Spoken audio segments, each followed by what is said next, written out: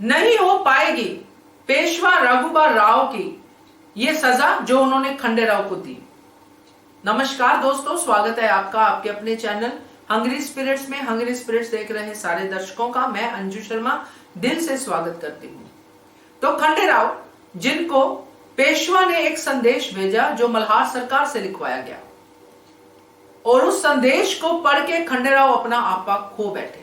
बनता भी था, इतनी मेहनत की है, और जो खंडेराव ने अपनी बातें बोली वो सही थी। जो आपने सीन में देखा, यहाँ पे देवी अहिल्या उनको शांत करने की बात कर रही है, इधर शांति की बात हो रही है, खंडेराव को धैर्य रखने की बात हो रही है। दूसरी तरफ मल्हार सरकार के धैर्य का जो है टेस्ट हो रहा है।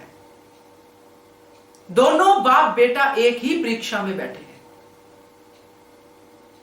और सजा भी होने ही वाली है, मगर यह सजा पूरी नहीं होगी, नहीं पूरी होगी ये पेशवा की सजा। करते हैं चर्चा दोस्तों। पहले वही निवेदन, जिन्होंने अभी तक चैनल को सब्सक्राइब नहीं किया है कर लीजिए, साथ में दोस्तों बेल आइकन दबाइएगा ताकि आपको हमारे वीडियोस के नोटिफिकेशन मिलते रहें।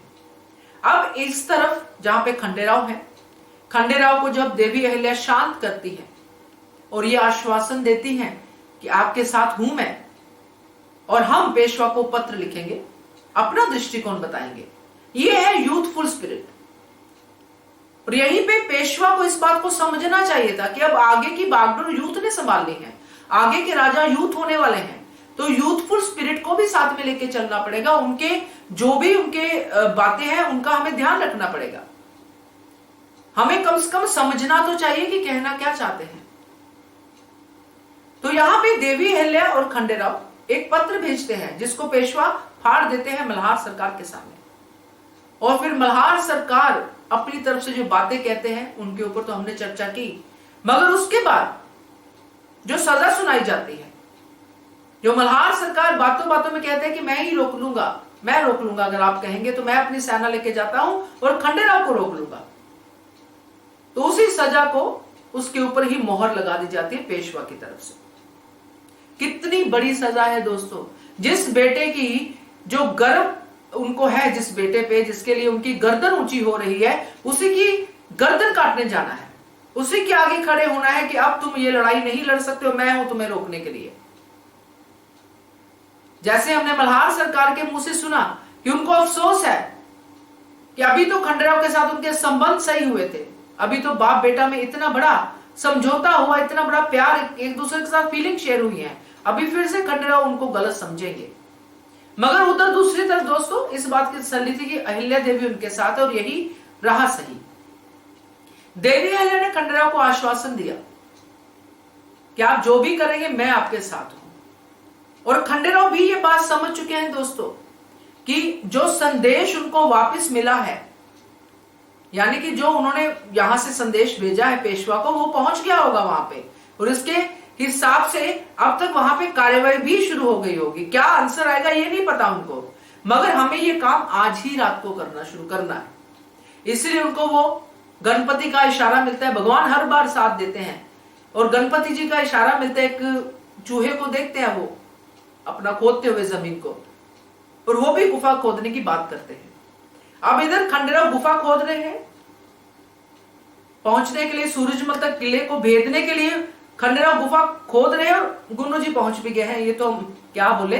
तो दोस्तों इधर खंडेराव की गुफा कंप्लीट होगी, वो सूरजमल तक पहुंचेंगे, और उधर मल्हार सरकार भी गुमेर के किले के बाहर पहुंचेंगे।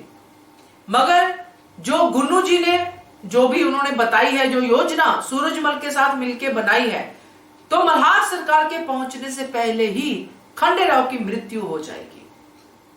और जिस खंडेराव को रोकने के लिए मल्हार सरकार की सजा को पेशवा ने बताया है कि जाओ अपने बेटे को रोको, खड़े हो जाओ बाप बेटा आमने सामने, एक मराठा दूसरे मराठा के सामने खड़ा हो जाए, चलेगा, मगर सूरजमल की संधि हमें चाहिए। इस बिना पे जब मल्हार सरकार वहां पे पहुंचेंगे अपने बेटे को रोकने के लिए, तो बेटा तो पहले ही दम तोड़ चुका होगा, पहले ही रुक चुका होगा। तो कहां से होगी सजा कंप्लीट? इससे बड़ी सजा मल्हार सरकार को और क्या मिल सकती है?